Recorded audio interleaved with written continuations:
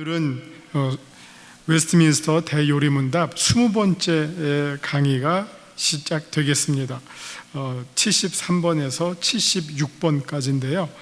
주제가 4개로 다 다릅니다. 첫 번째는 믿음, 두 번째는 양자, 세 번째는 성화, 네 번째는 회개, 각각 이제 다른 주제로 이제 쭉 이어지게 됩니다. 먼저 73번 질문이 믿음이 어떻게 하나님 앞에서 죄인을 의롭게 하는가 하는 겁니다. 우리가 하나님 앞에서 이제 소위 이신칭의잖아요. 이신칭의 믿음을 통해서 의롭다함을 우리가 하나님으로부터 받게 되는 거죠. 이신칭의 했을 때 이제 믿음을 통해서예요. 그러니까 이게 한국말로는 늘 요 표현할 때 정확하게 구분이 안 되는데, 영어로 전치사를 표현하면 믿음은 through예요. by가 아니라. 그러니까 by와 through의 차이는, by는 조금 더 직접적인 효력을 일으키는 원인이 되고요, through는 수단이에요. 그러니까 믿음은 우리가 구원을 받을 때, 의롭다함을 받을 때 도구가 되는 것이지 원인이 되는 것은 아니에요. 그러면 우리 요거를 조금 더 구분하면, 여러분, 우리가 식사할 때 뭐가 있어야 됩니까? 음식이 있어야 되고, 음식을 담거나 먹는 그릇이 있어야 되겠죠. 그릇과 수저, 이거는 도구예요. 우리가 식사하는 도구. 아무리 본 차이나 그릇과 무슨 금수저가 있더라도 음식이 없으면 소용이 없잖아요. 그렇죠? 음식이 있어야 되겠죠. 그러나 음식이 있으면 먹는 거는 방법은 어떻게든 해결이 돼요. 근데 좋은 방법을 찾는 것도 중요하겠죠.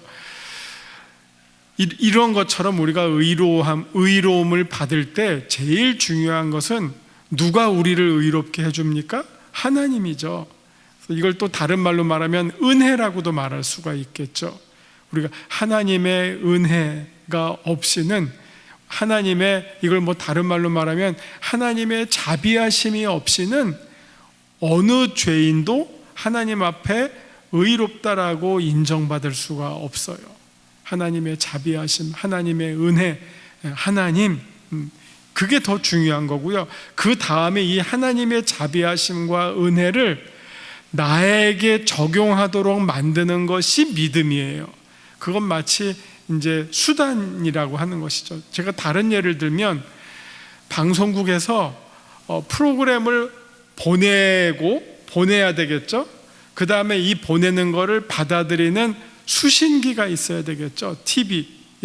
수신기가 있어야지 그 프로그램을 우리가 보잖아요. 그래서 채널을 9로 맞추면 KBS가 나오고 11로 맞추면 MBC가 나오는 것처럼 채널을 맞추는 것이 믿음이라고 한다면, 방송국에서 프로그램을 보내는 것, 이것이 은혜라고 말할 수 있죠. 그래서 믿음이 어떻게 하나님 앞에서 죄인을 의롭게 하느냐, 이 믿음은 우리가 리시버라고 생각하시면 돼요. 리시버, 받아들이는 도구. 하나님이 우리에게 은혜를 주실 때 그것을 내 것으로 받아들이게 하는 도구가 믿음이에요. 그러니까 우리의 믿음은, 그런 의미에서 이 믿음은 우리를 살리게 하죠. 그러나 살리게 할 때 더 중요한 것은, 우리를 살게 하는 것은 하나님의 은혜고 하나님의 자비하심이고 하나님의 사랑이다 하는 것이죠. 그게 더 중요하고, 그것을 어떻게 보면 그게 수원지고요. 그 수원지를 우리 집 수도꼭지로 갖고 오는 것이 나의 믿음이라고 이렇게 이해하시면 되겠습니다. 그래서 73번에서 말하고 있는 내용은, 믿음이 어떻게 하나님 앞에서 죄인을 의롭게 합니까? 여기 보시면 하나님의 은혜, 나의 선행도 아니고 여러분 조심해야 되는 게, 이 믿음마저도 나의 공로가 될 수 있어요. 그래서 사실 믿음이라고 하는 것에 제일 중요한 내용은 무엇이냐? 믿음은 뭘 믿는 겁니까? 뭘 믿지 않고 뭘 믿는 겁니까? 믿음은 더 이상 나 자신을 믿지 않고 하나님을 믿는 거예요. 그게 믿음이에요. 그러니까 내가 하나님을 모르면 누굴 믿고 살아왔어요? 나를 믿고 살아왔죠. 이따가 이제 오늘 설교 말씀에도 나올 겁니다. 내 주먹을 믿든지 내 능력을 믿든지 내 백을 믿든지. 근데 인생을 살다 보면 그렇게 안 돼요. 언제까지 내 주먹을 믿고 살까요? 언제까지 내 능력을 믿고 살까요? 언제까지 내 백을 믿고 살까요? 언제까지 내가 누군가 나 아닌 내가 의지할 어떤 것을 믿고 살까요? 다 소용이 없죠. 그래서 믿음이라고 하는 것은 나를 믿지 않고, 더 이상 나를 믿지 않고 하나님을 믿는 거예요. 이걸 다른 말로 표현하면 믿음의 시작은 자기 부인으로부터 시작해요. 옆에 있는 부인이 아니라 나를 부정하는 것, 나를 부정하고 하나님을 인정하는 것. 우리 지난주에 믿음에 대해서 공부할 때 아는 것, 동의하는 것, 확신하는 것, 그리고 마지막에 뭐라 그랬죠? 신뢰하는 것. 믿음에는 4가지가 있다고 했어요. 아는 것, 그 다음에 확신하는 것, 동의하는 것, 마지막에 신뢰하는 것. 더 이상 나를 신뢰하지 않고, 이 말은 뭐예요? 나를 부정하고. 예수님께서 제자들을 부르실 때 뭐라고 했어요? 이제 자기를 부인하고 자기 십자가를 지고 나를 따르라. 예수님을 따르려면 조건이 있어요. 자기를 부인하고. 그럼 자기를 부인하면 그 다음에 뭘 인정해야 됩니까? 주님을 인정하는 거예요. 주님이라는 말이 인정이잖아요. 내가 예수 그리스도를 나의 주님으로 인정하겠다, 모시겠다. 더 이상 나의 인생의 주인이 내가 아니라 주님, 예수님이시다, 하나님이시다. 여기가 이제 믿음의 시작이에요. 그러면 내가 그 믿음을 갖게 되면 더 이상 나의 신뢰와 내가 의지하는 대상이 뭡니까? 나의 공로가 아니라, 나의 심지어 어떻게 보면 나의 믿음도 아니라 뭡니까? 하나님이죠. 하나님이 나를 의롭게 하시죠. 하나님의 자비와 하나님의 사랑이. 그래서 전적으로 이거를 신학자들은 내가 이 하나님의 은혜를 말한다고 하는 것은 이 나의 이 구원의 이유가 내 안에 있는 것이 아니라 내 밖에 있다라고 말해왔어요. 내 안에 있으면 나의 지식, 나의 능력, 나의 공로, 이런 게 나로 하여금 구원받게 하는 이유가 되잖아요. 그게 아니다. 그게 아니니까 자기 부인이죠. 그럼 어디에 있습니까? 예수 그리스도에 있고 하나님의 은혜에 있어요. 내 밖에 있어요. 내 것이 아니에요. 하나님의 것이에요. 하나님의 것으로 내가 덕을 보기 때문에, 그래서 우리가 은혜라고 하는 겁니다. 그러니까 믿음은 은혜를 필요로 하고 그 은혜가 우리의 의의를, 칭의와 구원을 완성시킨다. 이렇게 보시면 되겠습니다. 74번, 양자로 삼는 것이란 무엇인가? 또 나옵니다. 이 성경은요, 어떤 하나의 그 개념을 여러 말로 표현을 해요. 왜? 성경이 말하고자 하는 이 개념은요, 이 개념은 너무 커요. 너무 풍성해요. 그래서 이 한계가 있는 인간의 언어로 하나로만 말하기가 어려워요. 그래서 가능한 우리가 표현할 수 있는 다양한 방식으로 성경의 이 메시지를 표현해요. 예를 들어서 구원이라고 하는 것도 하나의 표현인데 구원을 다른 말로 성경은 여러 가지로 표현해요. 우리가 구원받았어요. 어디서부터 구원받았습니까? 죄와 사망과 심판으로부터 구원받았어요. 이거를 다른 말로 말하면 해방이라고도 말할 수 있죠. 죄의 권세, 사망의 권세로부터 벗어나게 됐어요. 자유하게 됐어요. 이걸 또 다른 말로 말하면 화해라고도 말할 수 있어요. 하나님과 우리가 죄로 인해서 원수되었다가 다시 예수 그리스도 때문에 화해하게 됐어요. 사이가 안 좋았다가 사이가 좋아지게 됐어요. 어느 만큼 안 좋았다가 어느 만큼 좋아졌죠? 그걸 또 성경은 이렇게 말합니다. 너희가 전에는 사탄의 종이었다가 이제는 하나님의 종이 됐다고 말하나요? 아니에요. 그거보다 조금 더 높여줘요. 너희가 전에는 사탄의 자식이었는데 이제는 뭐가 됩니까? 하나님의 자녀가 됐어요. 이 화해한 결과가 하나님의 자녀가 됐어요. 화해뿐만 아니라 또 다음에 또 다른 말로도 말하죠. 뭐라고 말합니까? 보속. 이게 보속이라고 하는 말은 돈 주고 샀다는 거예요. 하나님께서 우리를 사탄의 권세로부터 예수님의 죄값을 피를 주시고 사탄의 종되었던 우리를 사서 하나님의 자녀 삼아 주셨죠. 이렇게 구원을 얘기하는 다양한 표현들이 있어요. 그 중에서 74번에서 말하고 있는 표현은 양자라는 표현이에요. 양자는 원래 자식입니까? 원래 내 피가 섞인 자식은 아니죠. 그런데 내 자녀로 되었다라는 거잖아요. 내 자녀로 인정하겠다는 게 양자잖아요. 원래 하나님의 자식은 누구예요? 예수 그리스도. 우리는 하나님의 자식이 아니에요. 우리는 뭡니까? 하나님이 지으신 피조물이에요. 예수님은 피조물이 아니에요. 하나님의 아들이지. 그러나 우리는 원래 하나님의 아들이 아니에요. 우리 여러분 가운데 내가 원래 하나님의 아들이었다 하면 이거 이단 교주예요. 예? 우리는 하나님의 아들이 원래 아니었어요. 그런데 하나님의 아들이 되었어요. 어떻게 우리가 하나님의 아들이 되었죠? 그걸 제가 계속 설명합니다. 예수님과 연합함으로.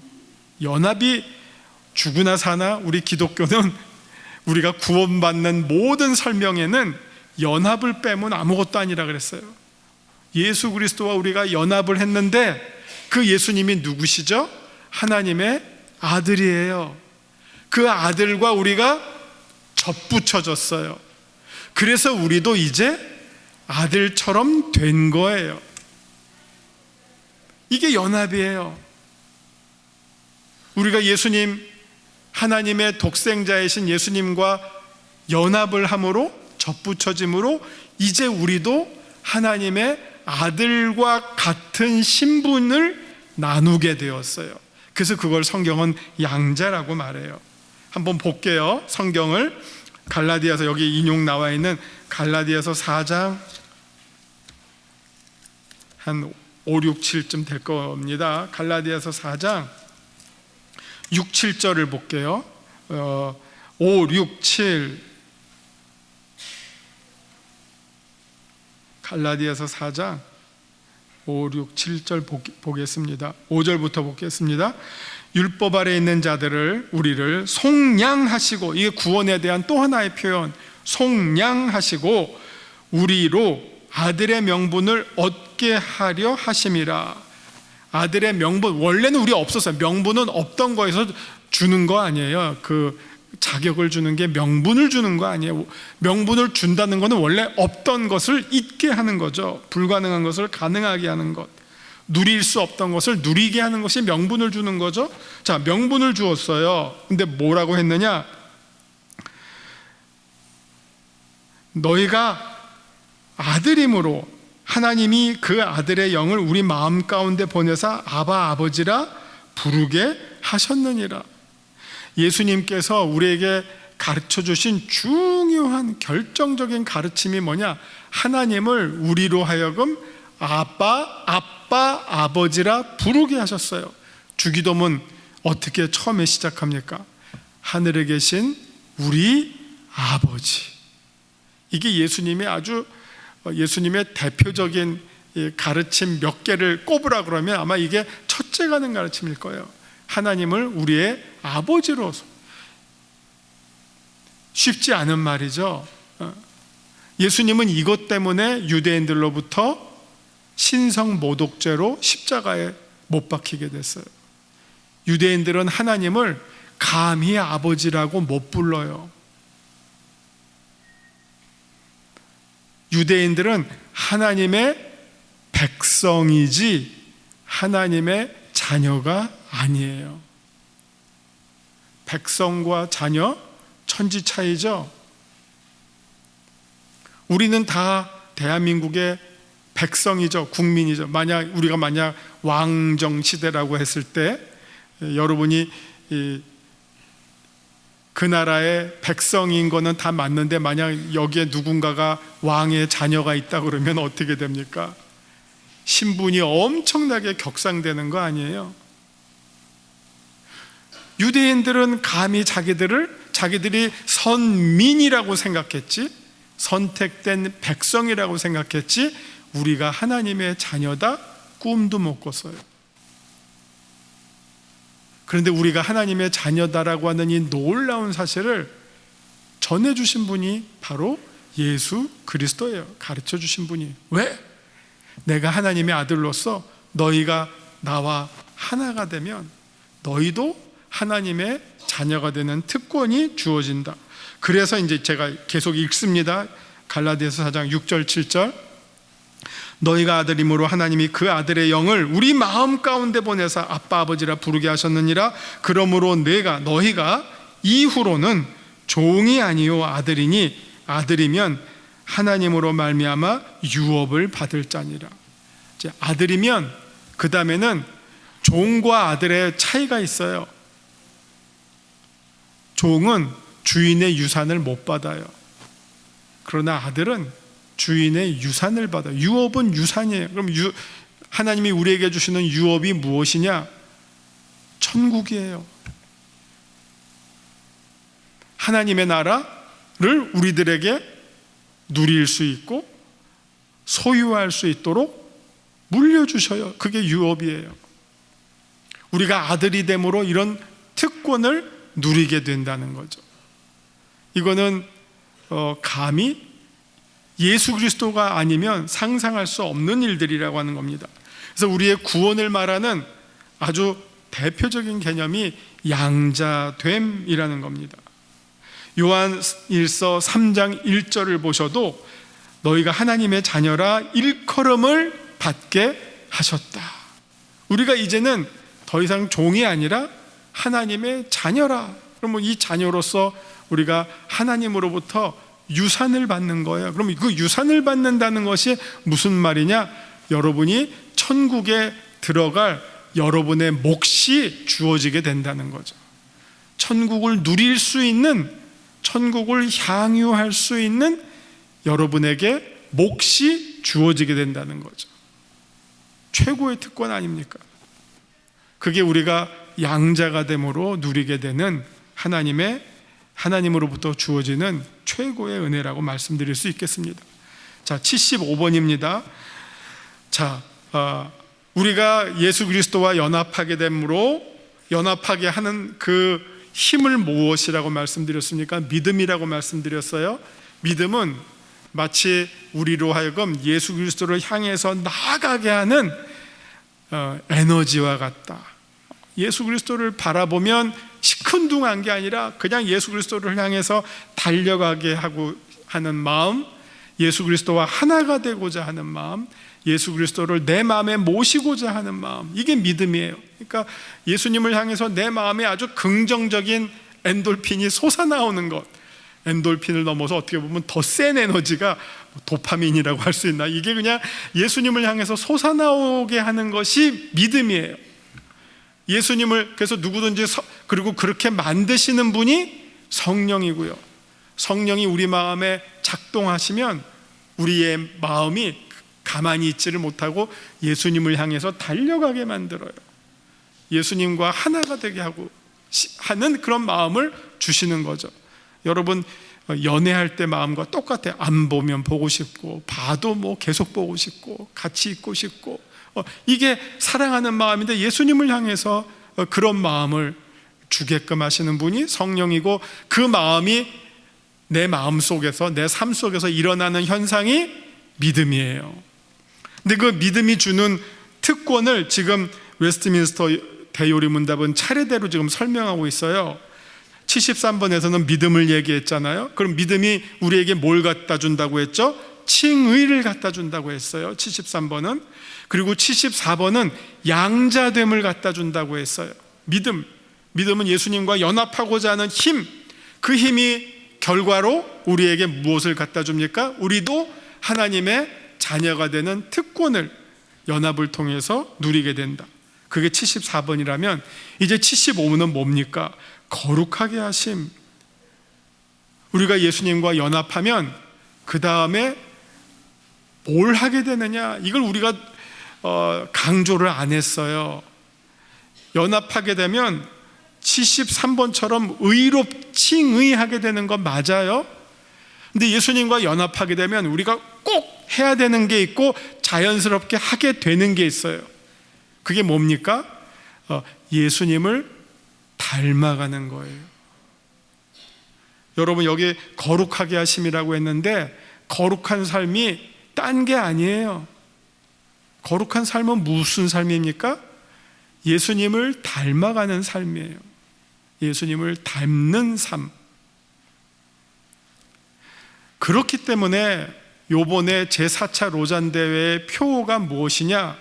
교회여 그리스도를 선포하고 그 다음에 나타내자. 함께. 교회여 함께 그리스도를 선포하고 그 다음이 나타내자예요. 나타내자는 뭡니까? 보여주자라는 거예요. 보여주자. 그럼 뭘로 보여주죠? 내 삶으로. 내 삶으로. 그렇기 때문에 어떤 내 삶으로 보여줍니까? 거룩해져가는 내 삶으로. 누군가 나를 오랫동안 보아온 사람이 있어요? 아무개가 달라졌네? 예수 믿기 전과 후? 예수 믿고 난 초반과 중반? 후반? 믿을수록 점점 저 사람 속에서 예수님이 보이네? 그래서 그리스도인들을 다른 말로 뭐라고 합니까? 성도. 성도는 무슨 뜻입니까? 거룩한 무리들. 교인에 해당하는 더 좋은 멋진 말이 성도예요. 성도. 예수님을 닮아가는데 예수님을 닮아갈 수 있도록 여기도 하나님이 우리에게 성령님을 통해서 힘을 주셔요. 예수님, 이게 지금 닭이 먼저냐 달걀이 먼저냐인데요, 우리로 하여금 예수님을 향해서 나가게 하는 분이 성령이지만 또 예수님과 하나 된 다음에 예수님과 하나됨을 누리고 즐기고 그 삶을 일으키게 하시는 분도 성령이에요. 예수님과 하나가 되었다고 하는 것은 다른 말로 말하면 또 성령과 하나가 되었다라고도 말하고요, 그걸 우리는 성경에서는 성령님이 내 안에 거하신다, 성령의 내주하심. 예수님은 우리와 함께 하시고 임마누엘이죠. 그런데 성령님은 내 안에 거주하시죠. 성령님의 내주를 말하죠. 성령님이 내 안에 있으면 내 안에 있던 미움과 시기와 질투와 죄와 이 모든 것들 몰아내고 성령님이 내 안에 점점 가득 채워지게 되면 어떻게 됩니까? 내가 성령에 따라 사는 삶을 살게 되죠. 그게 거룩한 삶이죠. 여러분 아시잖아요. 성령의 9가지 열매, 성령의 열매를 맺는 삶을 살게 돼요. 내가 성령님이 내주하시게 되면 더 이상 내가 육을 따라 사는 것이 아니라 영을 따라 사는 삶이 돼요. 갈라디아서 6장에서 강조하고 있는 두 종류의 삶이 있어요. 삶의 방식이 육에 따라 사는 삶이 있고 영에 따라 사는 삶.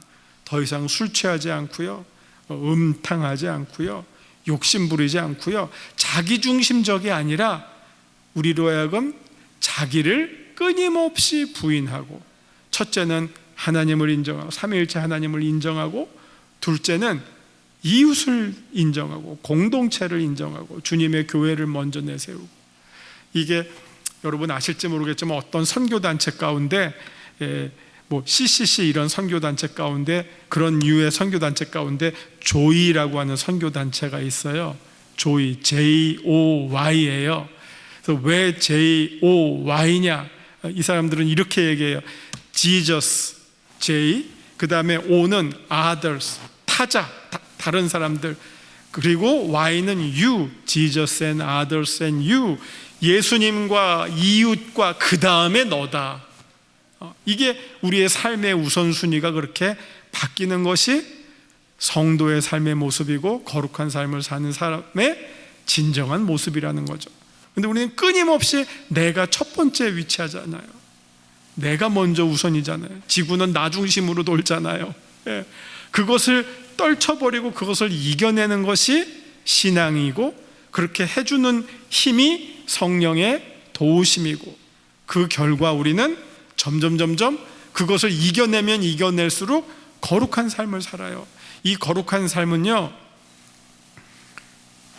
철저하게 자기중심적 삶으로부터 벗어날 때 거룩한 삶을 살 수 있어요. 자기중심적으로 살 때는 가장 우리가 세속적으로 살게 되는 거예요. 그러나 자기중심의 그 이기심을 내가 하나도 내려놓고 둘 내려놓고 셋을 내려놓는 만큼 우리는 거룩한 삶을 살게 되는 것입니다. 그 다음에 마지막으로 생명에 이르는 회개입니다. 이 회개라고 하는 것은요, 여러분 성경을 실질적으로 읽을 때 처음에 보게 되는 메시지예요. 마태복음 3장 첫머리에 세례 요한의 첫 번째 선포가 나와요. 회개하라, 천국이 가까웠다. 근데 마태복음 4장에서도 예수님께서 시험을 이기신 후 공생에 시작하실 때도 똑같이 회개하라, 천국이 가까웠대요. 똑같아요. 세례 요한과 예수님의 메시지가 첫 메시지, 이게 얼마나 중요해요. 제일 우선적이라는 거 아니에요. 여러 메시지 가운데 첫 번째 메시지예요. 여러분 뭐 수십 년 만에 누구를 만나면 그 첫 마디가 얼마나 중요해. 야, 잘 있었니? 이제 뭐 첫 번째 봤는데 너 자녀가 몇이니? 이렇게 묻는 사람은 없잖아요. 어떻게 지냈어? 이게 제일 궁금하고 첫 번째잖아요. 그게 어떻게 보면 인사이기도 하고 축복이기도 하고 반갑다는 말이기도 하잖아요. 그런 것처럼 세례 요한과 예수님의 첫 메시지는 회개하라, 천국이 가까웠다. 그러면 회개라고 하는 것이 무엇이냐? 너 이런 거 죄 지었으니까 다 그거 하나님 앞에 다 이실직고 해라 라는 것도 있겠지만, 제일 중요한 것은 하나님을 등진 삶으로부터 하나님을 향한 삶으로 돌아서는 거예요. 하나님을 등진 삶은 자기중심적 삶, 죄로 가득한 삶. 그러나 하나님을 향한 삶은 하나님 중심적 삶. 나의 삶의 목표가 오직 하나님께 영광을, 솔리데오 글로리아로 바뀌는 삶, 그게 회개의 첫걸음이다, 이렇게 보시면 되겠습니다. 시간이 다 됐네요. 여기까지 하겠습니다. 기도하겠습니다. 주님, 우리가 그리스도와 연합하게 됨으로 누리게 되는 그 말할 수 없는 은혜들을 우리가 기억하고 하나하나 우리의 삶 속에서 이루어가고 실천하게 하여 주시옵소서. 의로운 사람이 되고자 노력하고 거룩한 삶을 사모하고 양자됨의 특권을 누리고, 그리고 주님께 다시 돌아오는 매일매일 회개하는 삶을 사는 우리 모두 성도들, 거룩한 무리들 되게 하여 주옵소서. 예수님 이름으로 기도합니다. 아멘.